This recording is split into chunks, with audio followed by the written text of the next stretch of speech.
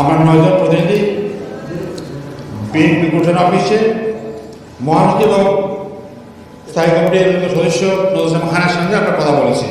দীর্ঘ আলোচনা হয়েছে। আলোচনার প্রেক্ষিতে যে ব্যাপারে আমরা একমত হয়েছে আমি একে করে শোনাচ্ছি আপনাদেরকে। এক, জাতীয় ঐক্য সংহত করার জন্য আন্তদলীয় সংলাপকে অব্যাহত রাখা, মানে বিভিন্ন দলগুলোর মধ্যে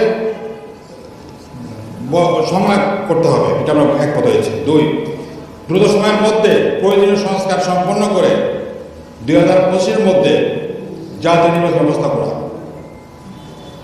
3, দ্রব্যমূল্য নিয়ন্ত্রণ, আইনশৃঙ্খলা পরিস্থিতির উন্নয়নের উদ্যোগ নিতে হবে। 4, ইসলামী মূল্যবোধ সমুন্নত রাখা ও ধর্মীয় সম্প্রীতি রক্ষার জন্য সবাইকে ইতিবাচক ভূমিকা পালন করতে হবে। 5, প্রদেশ স্বৈরাচার ফেসিবাদ যাতে মাথা দাঁড়াতে না উঠতে পারে সেজন্য জাতীয় ঐক্য অটুট রাখতে হবে।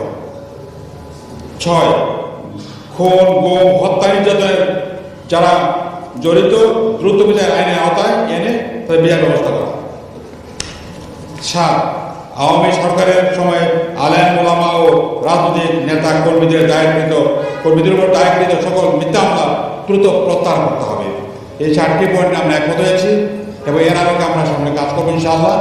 বিশেষ করে ইসলামী দলগুলোর মধ্যে ঐক্য সাধন করা এবং সবাইকে নিয়ে জাতীয় ঐক্য সাধন করা। জাতীয় ঐক্য হচ্ছে 5 আগস্ট যে ঐক্যটা হয়েছিল এটা অটুট রাখা, কারণ ইতিমধ্যে কিছু বিন্যস্ত আমি দেখতে পাচ্ছি। এই জন্য আমরা হচ্ছে বিভিন্ন ঐক্য জাতির স্বার্থে আজকে ঐক্য করা জরুরি বিষয় আমরা মনে করি। এই জন্য আমরা বিএনপির সঙ্গে আলাপ করতে এসেছি এবং আলাপ করে আমরা এবারে একমত হয়েছি। ধন্যবাদ আপনার সবাইকে।